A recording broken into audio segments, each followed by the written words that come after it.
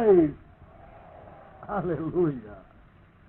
Os senhores e as senhoras aqui presentes poderão estranhar, mas nesta noite vou abordar, dentro da tônica do assunto, uma palavra que muitas pessoas não gostam de ouvir.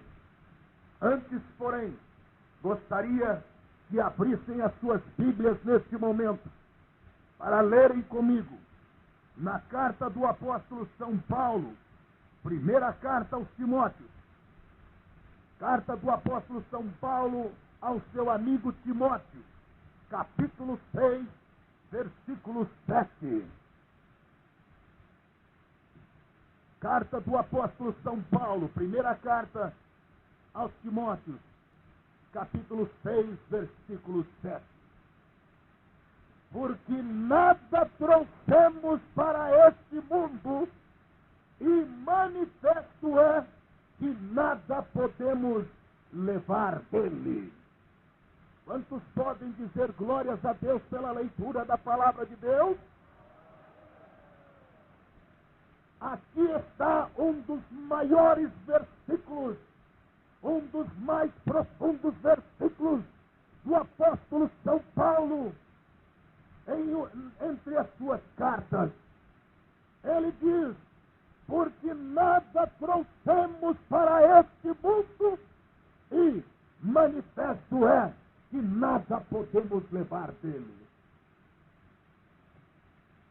Com este assunto nesta noite, a tônica que eu gostaria de abordar é sobre algo que muitos não gostam de pensar. É a palavra morte. Eu sei, meus amigos, que os senhores poderão estar pensando, mas pregador, o senhor abordar sobre esse assunto justamente no encerramento de uma festa?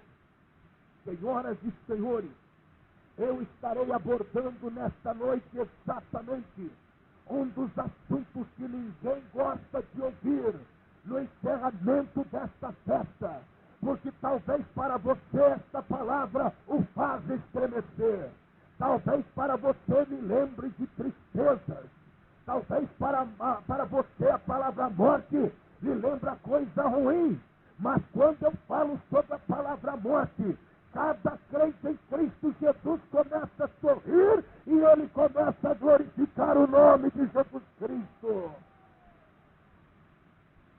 Nesta noite, gostaria de lembrar sobre esta palavra, porque queira ou não, goste ou não, ela virá para você. Ela não respeita ricos ou pobres, ela não respeita brancos ou negros, ela não respeita grandes ou pequenos, ela não respeita famosos, bons ou maus e feios, ela não respeita as crianças, os velhos, os grandes, os famosos, os incultos, ela não respeita lares, ela entra na mansão do rico, mas entra no casebre do pobre, ela entra nos grandes palácios, ela entra em qualquer repartição, ela não pede licença para entrar. Esta palavra nós não gostamos de meditar nela, mas ela virá para cada um dos senhores que estão presentes aqui neste recinto, inclusive para o pregador que está trazendo esta palavra. Senhoras e senhores, mas quando eu trago esta palavra, eu gostaria de lembrar aos senhores que aqueles que estão com a firme esperança em Cristo Jesus, eles estão convictos de que a morte não é um passo no escuro, mas é a chave que abre os portões celestiais para uma eternidade com Deus. E quando o apóstolo São Paulo trazia este versículo ao seu amigo jovem Timóteo, e na flor da sua idade, ele dizia para Timóteo, para que ele se lembrasse desta palavra, e ele trazia a seguinte orientação: porque nada trouxemos para este mundo, e manifesto é que nada podemos levar dele. Basta nós estarmos vivos para sabermos, na realidade da vida, que um dia veremos de enfrentar a morte. E este versículo traz um profundo ensinamento para nós. Nós entendemos nestas palavras do apóstolo São Paulo duas grandes verdades para nós nesta noite. Primeira verdade, nada trouxemos para este mundo. Segunda verdade, nada levaremos dele. Eu quero rapidamente trazer estas palavras e procurarei abreviar a mensagem nesta noite, porque compreendo que os irmãos já estão aqui há horas, mas eu prometo aos senhores que se os senhores amigos ouvirem atentamente a palavra de Deus, o Senhor sairá desta praça como uma outra pessoa e a sua vida nunca mais será a mesma. Aqui está a primeira verdade, meus senhores. Nada trouxemos para este mundo. Esta verdade traduz a origem do homem, a existência do ser humano neste mundo. Faz o homem pensar na sua origem. A existência nossa, diz o filósofo, penso, logo existo. Nós entendemos que se estamos aqui hoje, partilhando desta festa, é porque estamos vivos.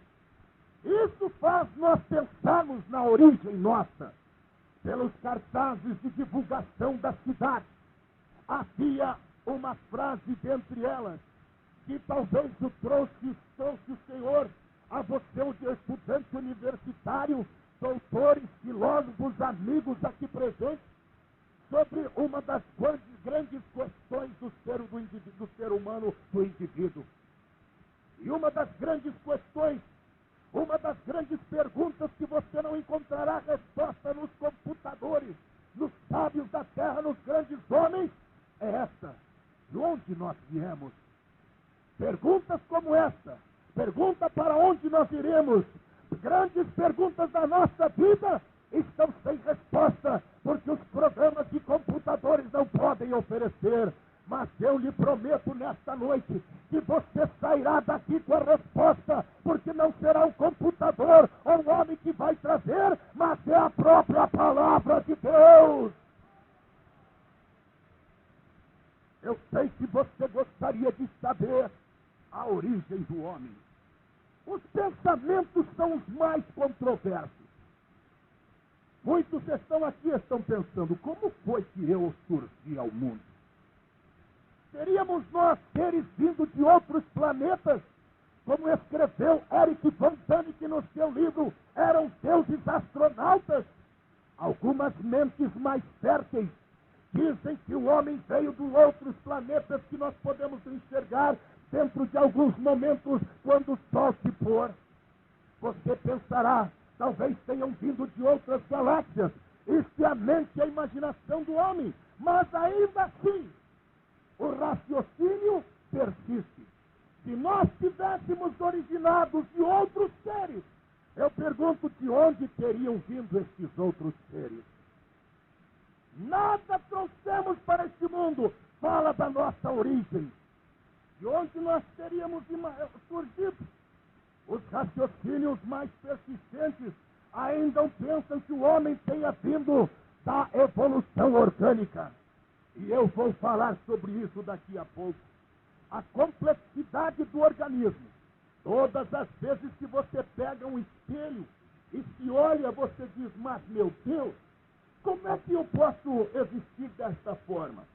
Tenho olhos, tenho nariz, tenho ouvidos, tenho uma mente que tem uma capacidade de memorização estupenda, tenho um sistema circulatório, tenho um sistema digestivo, tenho um organismo com bilhões de células. Algumas pessoas dizem que o homem é fruto do acaso. Ignorância, porque a Bíblia diz, nesto e tolo é aquele que diz que não há Deus. Se nós fôssemos fruto do acaso, eu pergunto, quando nós nos olhamos no espelho, por que é que Deus não fez, por exemplo, esse nariz virado para cima? Seria mais fácil de respirar, não é verdade? Mas vocês sabem que no dia de chuva seria um transtorno para nós. E nem poderíamos chorar, porque se nós chorássemos, ficaríamos inundados e afogados nas lágrimas. Outra vez eu fico a imaginar, não é? Você talvez tenha pensado, por que é que Deus não fez mais um olho aqui do lado de trás na cabeça para ver quem é que está falando mal da gente? Mas também criaria transtornos visuais, porque não poderíamos ter cabelos.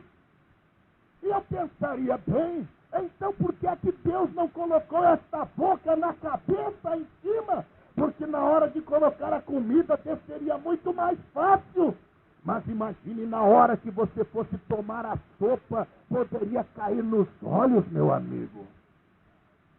Outras vezes eu pergunto, ou você também tenha perguntado, se o homem fosse fruto do acaso, nós não precisaríamos ter essa coisa feia quando você se olha no espelho e vê que tem uma orelha desse tamanho, você fica aborrecido, dizendo, a natureza não foi boa comigo, porque o meu nariz, a minha orelha é muito grande. Meu amigo, Deus não fez nada errado. Ele fez tão perfeito que esse pavilhão auditivo depende muito da concavidade da tua orelha. Se você tem uma orelha grande, dê graças a Deus por isso, porque você consegue ouvir mais. Tanto é que quem tem orelha muito pequena tem que colocar até a mão assim para poder ouvir. Meus amigos, os homens imaginam muitas coisas. Acha que Deus fez tudo errado, mas não. Deus fez tudo muito certo. Você dirá, pregador, então Deus poderia ter feito um olho só, para a gente não ter problema de gastar dinheiro com muito óculos. Bem, se nós tivéssemos um olho só, seria outro problema para nós. Porque, veja bem, o homem pode ter a noção de distância, porque ele tem exatamente a distância interpupilar. Essa distância entre os dois olhos foi com o terceiro ponto que você quer ver. Faça o cálculo automaticamente na nossa mente, que é um perfeito computador, e ela calcula e nos dá a noção de distância. Se você tivesse um olho só, você não teria noção de distância. Tanto é que se você hoje chegar em casa, fechar um dos olhos e tentar encontrar os dois dedos assim, você não conseguirá. Bem, consegue porque os seus dois braços são de tamanhos iguais, mas mande alguém colocar um dedo, feche um olho e tente encontrar o outro dedo e você verá que você perderá totalmente a noção de distância. Deus não faz nada errado, e muito menos esse homem é fruto da natureza humana. Ele é criado por Deus. Por isso nós estamos aqui adorando o Senhor Jeová, o Criador dos céus e da terra. Glorifica a Deus, meu irmão, porque Ele é digno de toda honra e de todo louvor. Bem, mas vamos mais adiante. Vamos continuar falando sobre a nossa origem. Algumas mentes mais férteis e algumas seitas por aí dizem que o homem veio com a doutrina de Allan Kardec, os kardecistas dizem que o homem veio do quê? Veio da reencarnação de outras vidas. Esta doutrina é tão barata, é tão idiota e tão tola, que eu destruo-a em um minuto. Querem ver? Se nós hoje somos no mundo quase 5 bilhões de habitantes, e se nós, na verdade, fôssemos seres oriundos da reencarnação de outras vidas, eu pergunto, de onde vieram tantas vidas para reencarnar em 5 bilhões de habitantes? Pronto, caiu por terra a teoria deles. Porque diz a Bíblia que no começo eram apenas 2 e agora somos 5 bilhões. Não havia tanta gente para reencarnar. Graças a Deus que nós não cremos nesta palavra. Nós cremos na palavra de Deus, e foi Deus quem criou o homem. Aleluia! A Bíblia diz em Hebreus capítulo 9, versículo 27, que não existe reencarnação, porque a Bíblia diz: aos homens está ordenado morrerem uma só vez. Aleluia, aleluia, aleluia, aleluia. Mas eu vou mais adiante hoje. Eu me lembro, porque algumas pessoas estão dizendo que o homem veio da evolução de outros animais. Eu me recordo, ouça-me por favor, porque é muito importante isso. E eu pediria ao técnico de som me dar um pouco mais de agudo, se for possível. Total, principalmente na caixa de retorno. Dizem, nem tanto, dizem por aí que o homem veio da evolução fruto da evolução orgânica, portanto ele originou de outros seres, talvez como macaco. Eu me recordo, ainda era bastante jovem, mais ou menos nos anos de 70, 71, 72, eu estava voltando da universidade com a pasta debaixo do braço. Morava na capital paulista e então resolvi passar pela Praça do Patriarca. Eu resolvi passar por uma praça na capital paulista chamada Praça do Patriarca. E quando estava passando por ali, eram mais ou menos 11 horas da manhã, e havia uma pessoa ali no centro da praça, quando estava me dirigindo ao ônibus circular que me levaria para casa. Eu observei que havia um irmãozinho muito humilde pregando ali naquela praça. Era um verdadeiro obreiro do Senhor. Ele pregava, ele fazia o apelo, ele tocava o seu cavaquinho, ele cantava, ele orava, ele fazia tudo. E fazia o apelo também. Eu percebia pelas palavras dele que ele era um homem bastante simples. A sua cultura secular era muito limitada. O seu vernáculo, as suas palavras não eram palavras muito polidas, mas ele entregava a grande verdade, a palavra de Deus, para aquela multidão que estava ali. Eu me achei interessante, parei um pouquinho e comecei a ouvir aquele homem e percebia que havia algumas pessoas o ouvindo, mas de repente, senhores, escutem-me por favor, de repente desceram dos prédios daqueles edifícios alguns homens bem engravatados, talvez doutores, advogados que estavam deixando o seu expediente de trabalho para irem ao almoço, e havia muitos deles muito bem trajados e também se acercaram daquela roda e de repente começaram a zombar daquele irmãozinho, dizendo: ó, seu pregador tolo, para de falar que Deus existe. Como é que você pode dizer que Deus existe? Você nunca viu Deus, você nunca sentiu Deus, você nunca cheirou Deus, você nunca apertou a mão de Deus, você nunca ouviu Deus, nunca falou com Ele. Como é que você pode dizer que Deus existe? Aquele irmãozinho arregalava os olhos com muita alegria, dizendo: eu creio porque Jesus mora no meu coração.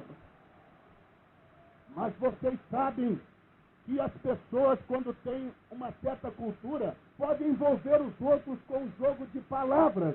E aqueles homens tentaram envolver aquele irmãozinho com um jogo de palavras e quiseram zombar dele. Como quando eles começaram a zombar, aquele irmãozinho continuou pregando e não se perdia não, meu irmão. Havia convicção no coração dele de que Deus é real. Mas os irmãos sabem que existe também a chamada psicologia de multidão. A multidão, quando viu aquelas pessoas mais bem vestidas, quiseram ficar do lado dele, dizendo: conta aí, como é que esse negócio da existência de Deus? Como quem dizendo que o homem não tinha vindo de Deus e sim origem do acaso da natureza. Durante aqueles minutos de interlocução e de diálogo com aquele homem, eu comecei a ficar enfesado, meus irmãos. E japonês, quando fica enfesado, o olhinho fica desse tamanho. O nariz fica desse tamanhão. E eu comecei a ficar bravo. E comecei a ficar verde, porque amarelo já sou de natureza. E eu comecei a me enfesar, colocava a pasta debaixo de um braço, debaixo do outro, comecei a esfregar as mãos, e daqui a pouco, quando o povo estava querendo zombar daquele irmãozinho, eu naquele tempo não era um obreiro, mas eu creio que foi ali o início da minha vida ministerial, porque eu entrei no meio daquela roda. Saí de onde eu estava e gritei para aquela multidão: gente, esse homem que está aqui, esse simples homenzinho, ele está certo. Aquele povo olhou para mim assustado, pensaram, um deles coçou a cabeça, outro coçou o queixo, outro apertou o nariz e começaram a pensar: bem, será que esse homem aí é crente? Não pode, porque japonês crente não existe. Mas existe, não é verdade, irmãos? Aleluia! Aleluia! Então, naquele momento, eu comecei a tomar as dores do irmãozinho e disse: esse homem que está aqui está certo. Ei, japonês, quer dizer que você acha que esse homenzinho está certo? Ele está dizendo que Deus existe? Eu disse: eu creio que Deus existe, e o que esse homem está pregando é a verdade. Aí o grupo se virou contra mim e começou a dizer: eu nunca pensava que tinha japonês bobo, esse é o primeiro. E começaram a zombar de mim. Ele olhou para mim e disse: eu nunca vi. Ô moço, deixa de seguir esse tal de Deus. Você nunca viu Deus, você é um estudante universitário, tenha coragem de afirmar que Deus existe. Eu olhei para aquela multidão e comecei a sorrir com alegria, dizendo: eu creio, eu creio, eu creio, eu creio na existência de Deus. E naquele momento, quando eu comecei a dizer isso, aquele homem que tentou confundir o irmãozinho com as palavras, olhou para mim e disse: então, senhor, você vai agora provar a existência de Deus. Muito bem. O senhor quer saber sobre a existência de Deus? Sim, pregador. Deixa de ser bobo, crer em Deus. Você não pode provar a existência dele. Eu olhei para ele e disse: o senhor quer que eu prove? Aí o coro, a multidão que estava ali começou a gritar: prova, prova, prova, prova. E todos queriam que eu provasse. Eu disse: muito bem, então eu vou provar. Fez-se um silêncio total, como está agora. E naquele momento, aleluia, eu olhei para ele já querendo zombar de mim. Eu disse para ele: eu vou lhe responder a sua pergunta com uma outra pergunta. Eu olhei para ele e disse: meu amigo, quem foi que criou o senhor? Ele olhou para mim e disse: meus pais. Muito bem. Quem foi que criou seus pais? Os meus avós. Muito bem. Quem foi que criou os seus avós? Os meus bisavós. Quem foi que criou os seus bisavós? Os trisavós. Quem foi que criou os seus trisavós? Os tataravós. Quem foi que criou esses seus tataravós? Os tataravós. Quem foi que criou os seus tataravós? Onde é que você quer chegar? Você quer saber a origem do homem e de Deus. Muito bem, quem foi que criou? Ele olhou para mim e disse: bem, isso veio dos meus antepassados como os seus. Muito bem, quem foi que criou os seus antepassados? Ele disse: bem, isso aí veio da evolução dos primeiros homens. Como é que vieram os primeiros homens? Eles evoluíram do homem das cavernas, o homem que era meio homem, meio macaco. Quem foi? Quer dizer que o homem veio desse Homo sapiens? Ele disse: sim. vamos partir da premissa que o homem tenha vindo do Homo sapiens, não da criação de Deus. Quem foi que criou esse Homo sapiens? Ah, bem, isso veio da evolução dos macacos. Por que você crê que o homem veio do macaco? Ele diz, eu creio. Falei para ele que o senhor pode ter vindo. Eu não, eu só creio que foi Deus que me criou.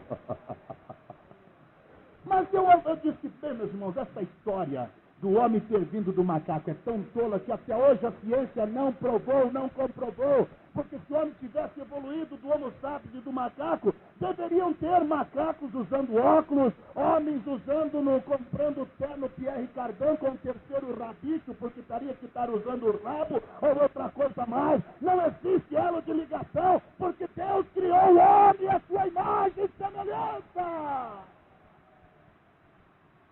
Eu glorifico a Deus e falo em línguas estranhas, porque eu creio em Deus.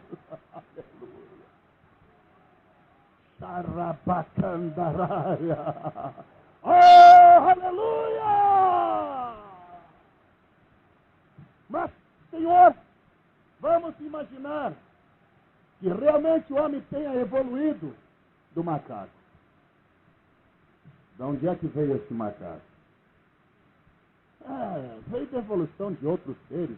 Antes de ser meio tipo macaco, foi a escala de... E ele foi querendo falar sobre a escala da teoria de Darwin, melhorada por Teilhard e Chardin. Bem, ele quis justificar dizendo que o homem, antes de ser homem, era macaco, antes de ser macaco era meio cavalo, meio cachorro, meio essas coisas.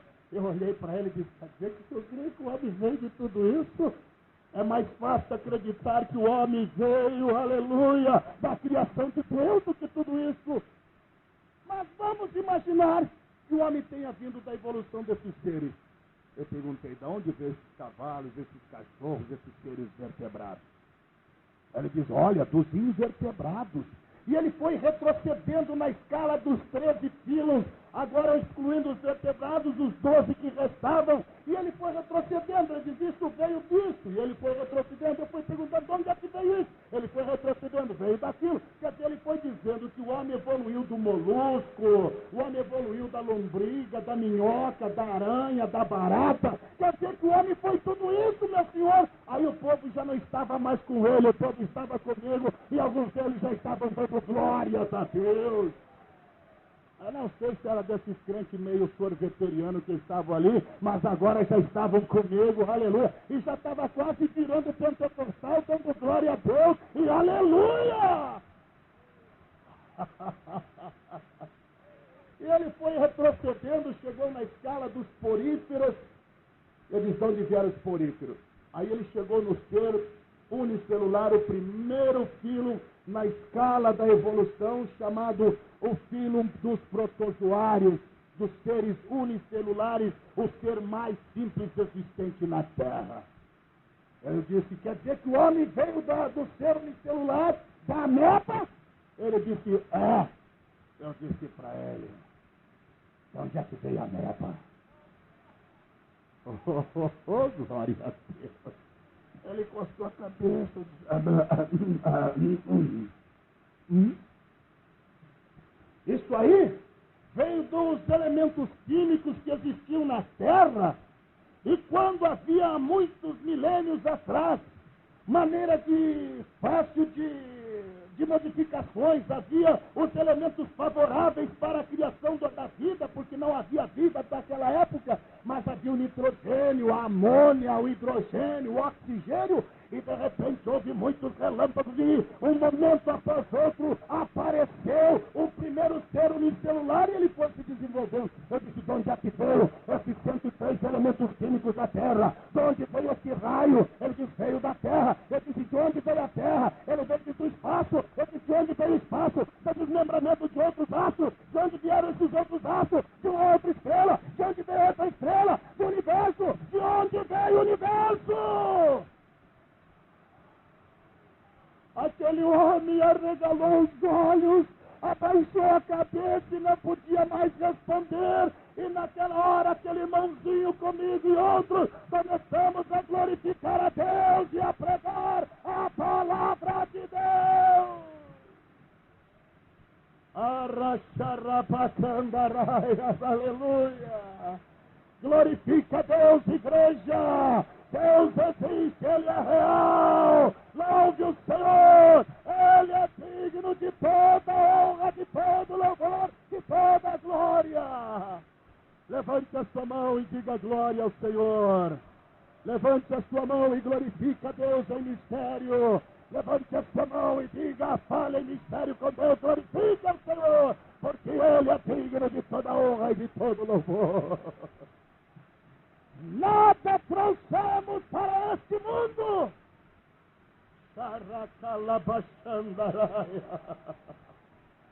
Eu lamento muito. O tempo não me permite mais continuar dissertando sobre o assunto, mas eu creio na existência de Deus, porque Ele está aqui conosco nesta noite, aleluia.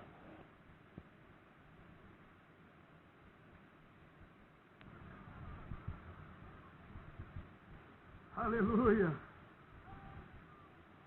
Dizem por aí que o homem tem criado a vida. Mentira! O homem nunca criou a vida, não. Pregador, eu li nas revistas aí, as revistas modernas estão dizendo que o homem o homem já está fabricando homens no tubo de ensaio. Essa coisa nenhuma, mentira. O que a ciência, a única coisa que tem feito é pegar o líquido amniótico, dar as condições estáveis no tubo de ensaio, apanha o óvulo dos dias férteis da mulher, coloca naquele líquido, apanha o esperma do homem e o faz fecundar, jogando ali, evidentemente vai fecundar, dá-lhe as temperaturas, exatamente da temperatura que seria do útero de uma mulher, e faz fecundar ali, depois coloca. Mas veja bem, ele não criou coisa nenhuma, ele simplesmente pegou a vida que estava no homem e na mulher e o fez fecundar. Isso não é criar a vida. O homem não cria nada. O único que tem a capacidade de criar é o soberano ser de todo o universo, nosso Deus. Depois vem dizer por aí que o homem cria. Tanto ele não cria que ele não consegue desenvolver no tubo de ensaio. Ele tem que fazer uma operação na mulher e colocar de volta lá dentro do útero da mulher, senão não vai nascer nunca. Aleluia! Eu me lembro um dia quando um doutor chegou para a nossa igreja ali e queria dar áreas de muito sábio. Ele diz, olha, eu e meus colegas de trabalho somos cientistas, mexemos com a vida, lidamos com a vida, trabalhamos com a vida, prolongamos a vida, damos remédio para melhorar a vida, trabalhamos com a vida, tiramos um pedaço da vida e colocamos num microscópio, olhamos e vemos que ali existe vida, mas nós não conseguimos entender o que é a vida. Nenhum cientista consegue entender o que é a vida. Lidamos com a vida, mexemos com a vida, estudamos a vida, trabalhamos com a vida, mas não conseguimos entender o que é a vida. Naquele momento, o irmãozinho humilde levantou a mão e disse, dá licença, doutor. Pois não pode falar, meu amigo. Ele diz, o senhor não entende. Mas nós os crentes entendemos, porque a Bíblia diz, Jesus Cristo é a vida. A vida, a vida!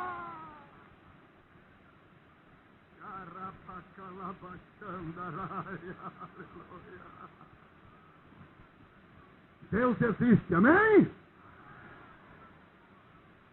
A gente todo dia passa pelas ruas da cidade, quando a gente olha um Jonas bem vestido assim, você também, claro.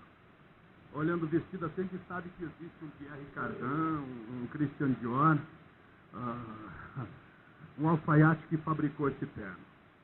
A gente olha no pulso dos irmãos, quando vê esse relógio bonito aí, sabe que por trás de cada relógio existe um japonês ou um suíço que o fabricou.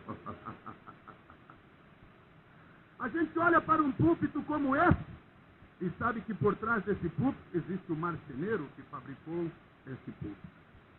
A gente olha para um edifício bonito como esse da estação e sabe que houve o arquiteto, o engenheiro e os pedreiros que trabalharam na construção dele. Se você um dia puder visitar a Europa e chegar num dos museus, encontrará ali o lindo quadro da Mona Lisa, uma das maiores obras de todo o mundo, uma arte renascentista, uma mulher cujo quadro foi dado de Leonardo da Vinci, foi dado de Mona Lisa, foi por trás daquele quadro, houve um artista chamado Leonardo da Vinci. Se você visitar Roma, você verá muitas estátuas pela cidade, muitos quadros magníficos. Você sabe que por trás de uma estátua bonita como aquela, existe um grande escultor chamado Rafael ou Miguel Ângelo. Meus amigos, para cada arte existe o seu artista. Para cada obra existe o seu autor. Para cada edifício existe o seu engenheiro. Para cada roupa existe o seu alfaiate. Diariamente você anda pelas ruas da cidade de Belo Horizonte, vê esse céu estrelado, vê as nuvens, vê o céu, vê as estrelas, vê a lua, vê as plantas, vê tudo que existe nesse mundo e não diz que Deus existe. Existe o Criador desse universo! Deus, Deus, Deus! E Ele está aqui nesta noite, Ele é o Criador de nossas vidas, aleluia! A Ele nós glorificamos e o exaltamos, porque Ele é digno de toda honra e de todo louvor. Nada trouxemos para este mundo, mas infelizmente através dos anos, o homem é carregado de uma bagagem de pecado, de imoralidade, de vício, de prostituição, de mau pensamento, de pecados, de violência, de engano, de tóxicos, de tanta coisa ruim. E você não sabe como resolver os seus problemas, porque infelizmente, desde quando ele nasce, desde a queda do homem, entrou o maldito vírus do pecado no homem. Quando ele sai do seu período da incubação, o período da inocência, nele se manifesta uma outra forma, transformando aquela inocente criança em um jovem rebelde, revoltado e deformado. Eu me lembro de um artigo escrito por um homem, um pai, na revista Seleções, que dizia: criei um monstro. Na verdade, aquele pai não tinha criado um monstro. Como todo pai, criou um filho na inocência, aquele filho que abraçava o pai, que chamava o pai de papai e que o amava tanto, foi crescendo, desenvolvendo. E quando aquele moço chegou na idade da adolescência, ele começou a transformar-se.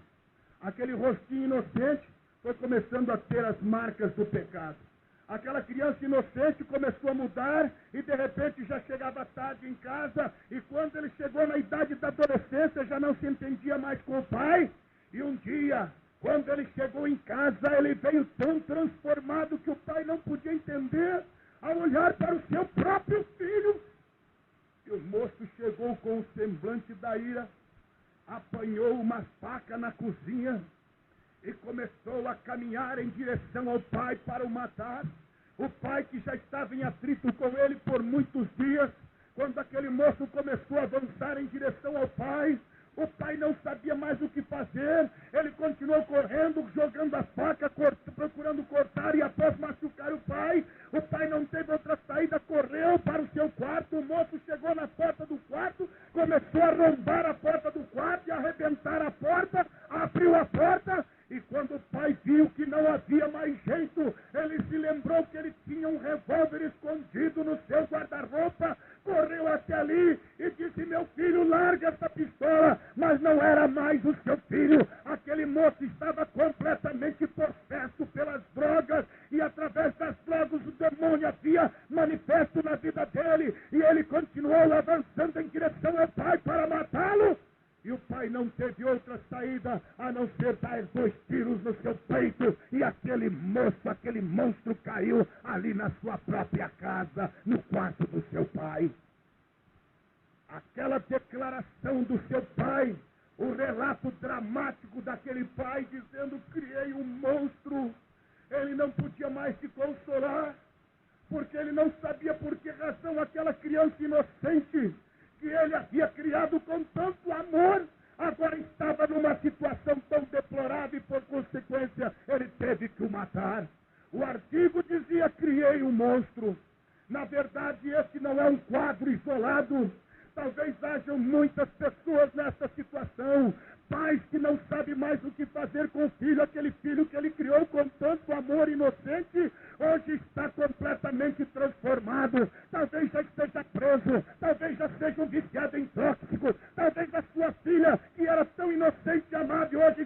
caminho da prostituição. E você diz, criei um monstro. Não, você não criou monstro, mas infelizmente aquela criança inocente que você criou, ela foi adquirindo, ela veio, nada trouxe para este mundo, pelo versículo, mas ela foi criando uma bagagem de pecado, de imoralidade, de pecado, de droga, de erro, de engano, e aquela criança foi se transformando num monstro. Estamos num mundo cheio de monstros deformados pelo pecado.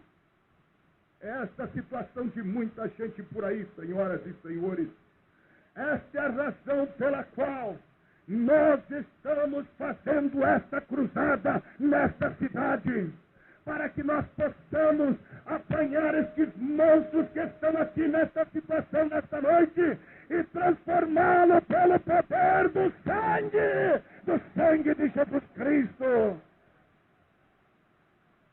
Aleluia! Aleluia! Aleluia! Você está aqui dizendo, nasci, não sei porquê, vivi, não sei como, e estou indo, não sei para onde. Você está com isso no seu coração. Você não tem mais razão de viver. É um péssimo chefe de família. Você é uma péssima dona de casa. Talvez já tenha caminhado pelos caminhos do engano, da prostituição, do erro, da vergonha e da imoralidade. E não sabe como resolver o seu problema. Senhoras e senhores, hoje eu vos trago um desafio. Você tem adquirido uma bagagem de pecado que o tem transformado, como o pecado transforma e destrói o mundo. Basta olhar para o rosto de uma prostituta, ela está carregada de uma bagagem tão grande de moralidade, que ela não precisa dizer que ela é prostituta. Só de olhar no seu rosto, a gente já vê o rosto do pecado da prostituição. A bagagem de pecado transparece no rosto do indivíduo. Olhe para um criminoso num presídio. Ele não precisa escrever aqui assassino, não. Criminoso, não. Só de olhar no seu rosto, a gente vê que a bagagem de pecado que ele adquiriu através dos anos transforma o seu rosto. Olha para a juventude de hoje, verdadeiros palhaços, os punks que estão por aí. Quando eu estava indo da cidade de Amsterdã para a cidade de Bruxelas, eu tomei um trem e nunca vi tanto punk na vida como aquele dia. Eu via rapazes com calças todas cheias de taxinhas. Eu via moças que rapavam os cabelos dos lados como aqueles índios moicanos e em cima pintava de branco, verde, amarelo, um verdadeiro arco-íris. Eu vi até pessoas velhas, talvez com seus 60, 70 anos, punk também, talvez os irmãos nunca viram isso aqui, mas eu vi lá um velhinho com cabelos brancos, ele pintava o bigode, metade de roxo, metade de verde. Eu vi as coisas mais horrorosas, porque o pecado destrói a nossa juventude. Olhe para um viciado em tóxico, só de olhar no seu rosto, já vê a estampa do pecado na vida dele. Mas hoje, eu lhe trago um desafio. Eu sei que já escureceu, mas ainda a claridade aqui dá para você ver. Olha para o crente que está do teu lado agora, olha. Olha para o crente que está do teu lado. O crente não precisa encher a casa de cara de Jezabel, de palhacices, e você verá nele a estampa de Cristo, porque eles têm a Jesus. Como é gostoso olhar para o rosto de um crente, um semblante alegre, um semblante de gozo. Oh, aleluia, glória a Deus. Levante a sua mão e glorifique o Senhor nesta noite. Nada trouxemos para este mundo, e manifesto é que nada podemos levar dele. Aleluia. Xaracalabachandaraias. Oh, aleluia. Hoje, essa bagagem de pecado que você está carregando, nós vamos ajudá-lo a tirar de você. Porque nós vamos colocar sobre os ombros de Jesus. O profeta dizia, aleluia, foi ele quem carregou as nossas dores. E sobre os seus ombros ele carregou, aleluia, foi ele. O pecado que nos traz a paz estava sobre ele, pelas suas pisaduras nós somos sarados. Aleluia. O crente é o povo mais alegre desta terra, sabia, amigo? Porque nós andamos leves como quem está caminhando para o céu. Oh, aleluia! A coisa mais feliz da vida do crente é ele saber que a bagagem de pecado não está na sua vida, porque no céu não entra pecado, no céu a porta estreita, o caminho apertado, não há lugar para entrar com bagagem lá. Mas o crente entrará, aleluia, como ele veio ao mundo, nada trouxemos para este mundo, e manifesto é que nada podemos levar dele. Aleluia. Levante a sua mão e glorifique a Deus agora. Aleluia. Fale em línguas estranhas, meu irmão. É noite de poder e de gozo. É noite de alegria. Aleluia. O mundo diz por aí que o crente não passa de um bando de quadrados. Dizem por aí que os crentes não passam de um bando de quadrados, porque o crente não pinta o rosto, o crente não anda em bailinho colorido por aí, o crente não se envolve com os homossexuais, você não vê crente em bailinho, em jogatina por aí, não passa de um bando de quadrados. Olha a roupa dele, eles não andam na moda de hoje. Para falar a verdade, para andar na moda de hoje, eu prefiro andar antiga, porque o que os homens estão andando hoje são verdadeiros palhaços, e as mulheres também. Eu vejo pessoas andando com uma roupa desse tamanho, não sei para quê, cabe 10 dentro. Eu vejo pessoas nas maneiras mais ridículas. Eu prefiro continuar quadrado, os irmãos também, amém? Eu sei que a mocidade está dizendo, pastor, eu não sou quadrado não. Você é quadrado, meu jovem. Se você é crente, continue quadrado. Nós somos o povo quadrado, porque a Bíblia diz que o céu é uma cidade quadrada. Lá em Apocalipse é mais do que um quadrado, é um cubo. E nós nos identificamos com os céus. Aleluia. Vamos continuar sendo quadrados, senhoras e senhores, porque o redondo, o povo dos redondos aí, estão caminhando direitinho para o inferno. O diabo empurra e eles estão escorregando para o inferno. Mas quando o diabo chega no crente quadrado, ele quer empurrar. O diabo diz, o diabo quer empurrar e o crente diz, não vou, sou quadrado. Vai, crente! Não vou, diabo, sai para lá. Oh, aleluia! O crente não sai, porque ele não se envolve. O diabo quer empurrá-lo, mas ele não vai. O crente é quadrado e vai ser quadrado até o dia da vida do Senhor. Aleluia! Oh, oh, oh. Glórias a Deus! Nós iremos para o céu. Não há lugar para os demônios aqui nesta noite, porque o sangue de Jesus Cristo nos purifica de todo o pecado. Aleluia! Eu vou encerrar nesta hora, mas nós nada levaremos para o céu. É isso, pregador? Sim. Nada trouxemos para este mundo, e manifesto é que nada podemos levar dele. Aleluia. Aleluia. Aleluia. Os portões do céu já estão sendo preparados. Vamos morar numa cidade que é mais do que um quadrado. A Nova Jerusalém é um cubo, com a mesma altura, a mesma profundidade, a mesma largura. Estaremos caminhando em direção aos céus, aleluia.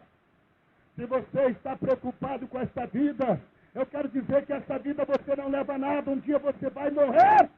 Mas a Bíblia diz em Êxodo capítulo 3, verso 6 e verso 17, que Deus não é Deus de mortos, mas de vivos.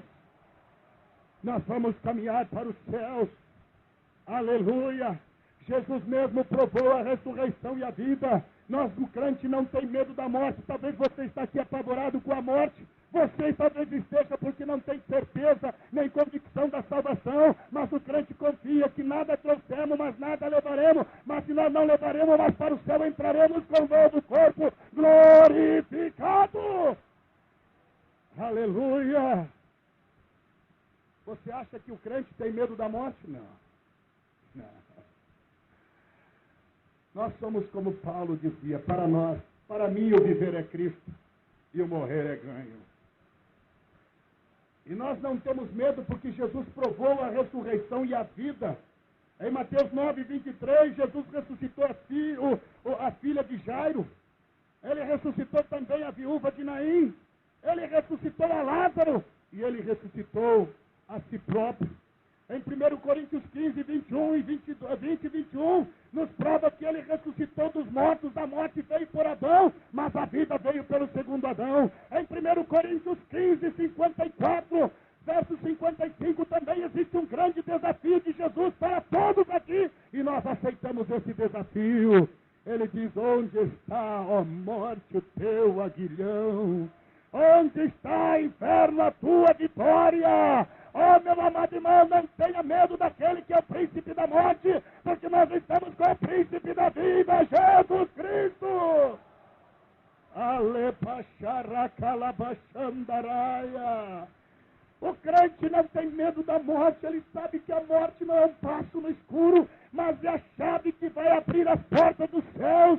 Oh, aleluia! Em 1 Coríntios 15, 52, diz que os mortos ressuscitarão primeiro e nós seremos arrebatados, entraremos na cidade pelas portas. Aleluia! Aleluia! Aleluia! Aleluia! Hoje, é uma pessoa muito aborrecida aqui. Meus senhores irmãos vão me dar permissão para eu conversar um pouco com essa pessoa aborrecida. Ele está triste, totalmente aborrecido. Sabe por quê? Porque hoje ele sabe que ele vai perder muitas vidas. Aleluia! Eu sei que ele está me ouvindo agora. Você está me ouvindo, Satanás? Você está me ouvindo? Aleluia! Está me ouvindo, Satanás? Este povo não te pertence, porque é comprado e lavado pelo sangue de Jesus.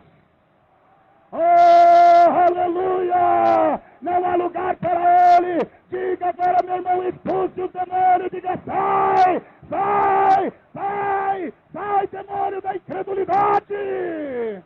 Oh, aleluia! Somente pelo poder do sangue de Jesus Cristo nesta noite nós teremos a vitória, e a vitória é nossa, porque o poder do sangue de Jesus está aqui. Oh, glórias ao Senhor! Eu gostaria de dizer a você, senhorita, que tem levado uma vida distanciada com Deus. Eu gostaria de dizer, meu amigo, que tem levado uma vida distanciada com Deus, que hoje Deus quer salvar a sua vida e a sua alma. Eu pediria que os irmãos abaixassem as cordas agora, e gostaria de pedir a todas as pessoas que querem ter um encontro com Jesus Cristo, que saíssem dos seus lugares e viessem até aqui à frente agora, porque nós queremos orar por essas pessoas. Aleluia! Irmão Roberto, por favor, me dê mais volume nessas caixas, por favor. Enquanto as pessoas estão vindo aqui, eu gostaria de pedir aos irmãos ajudarem neste momento, para que as pessoas cheguem até aqui à frente agora, em nome de Jesus. Você que precisa de Jesus.